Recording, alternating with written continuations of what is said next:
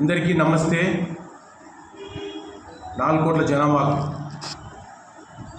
ముఖ్యంగా Kishan G brother Maloth Venugopal అంటే ఆయన ఒక నక్సలైట్ అండి. ఆయన పైన 6 కోట్ల రివార్డు ఉంది.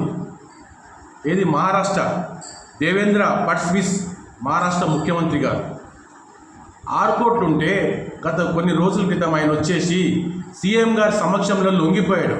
ఆయనకు 6 కోట్లు ఇస్తుండండి. నక్సలైట్ అని మీకు తెలుసు. వీళ్ళు ఫైట్ చేసుకున్న దాంట్లో కొంతమంది చనిపోవడం జరుగుతుంది, అవన్నీ జరిగాయి. కాబట్టి మీరు జనజీవితంకు రమ్మని చెప్తే ఆయన వచ్చాడు. 6 కోట్లు రివార్డు ఇస్తున్నారు. అయితే మన గవర్నమెంటు, మన తెలంగాణ సీఎం ముఖ్యమంత్రి రేవంత్ రెడ్డి గారు ఇక్కడ రామాయణపేటలో ఉపేంద్రచారి అని వెహికల్ తనిఖీలో లారీ వచ్చి ఆయనను ఆపమంటే ఆపకుండా వెళ్ళిపోవడం జరిగింది.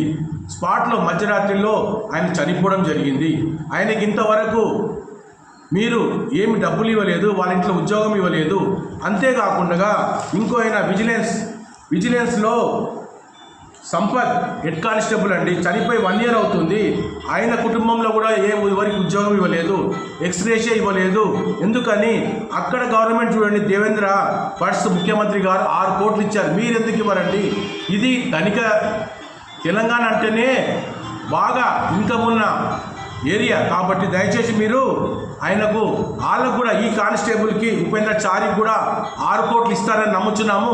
అంతేకాకుండా సార్, ఈ ప్రమోద్ అనే అతను కానిస్టేబుల్ కూడా చనిపోవడం జరిగింది. అయితే మీరు ₹1 కోటి ప్రకటించారు. ₹1 కోటి సరిపోదండి. ఆయన ఎత్తు బంగారం పోసినా లేదు, ఆయన ఎత్తు నోట్ల కట్టలు పెట్టి 20 కోట్లు 30 కోట్లు పెట్టిన తన ప్రాణం రాదండి. ఈ కుటుంబాలకు కూడా ₹1 కోటి సరిపోదండి. ఎంత ఇచ్చా తక్కువనే.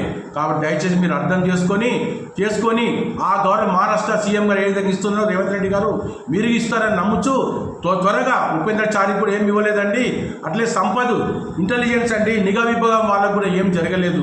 కాబట్టి మన ధనిక దేశం కాబట్టి మాకు ట్యాక్సులు కడుతున్నారు జనాలు, కరెంట్ బిల్లు, వాటర్ బిల్లు ఉన్నాయి, డబ్బులు ఉన్నాయి. కాబట్టి వీళ్ళకు కూడా ఇస్తారు. లేదంటే మీరు అప్పు తెచ్చైనా వీళ్ళ కుటుంబాలను ఆదుకోవాలని కోరుకుంటూ మీ జర్నలిస్ట్ దేవసేన.